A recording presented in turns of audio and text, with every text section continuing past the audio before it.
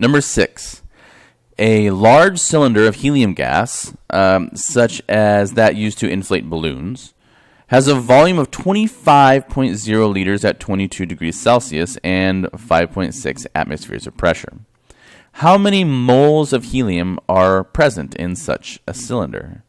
Well, notice that I have a pressure, a volume, and a temperature, and they're asking me for moles represented by N.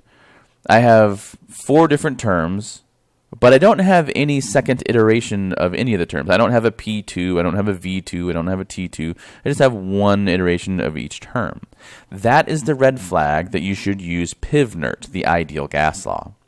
And because the question is asking me to solve for moles, I'll simply rearrange PV is equal to nRT. I'll rearrange it to solve for N. So I'll rearrange it to this form. N is equal to PV divided by RT. And insert my values. My pressure was 5.6 atmospheres. My volume was 25.0 liters. The value I use for R is 0.0821 because I'm using atmospheres in liters. If I was using kPa, I would use a different value. And then 22 degrees Celsius is actually 295 K. Remember, we still have to use absolute temperature. Plug that in the calculator. It says 5.7805 moles. You can only use 2 significant figures here because of this pressure value right here. So I record 5.8 moles.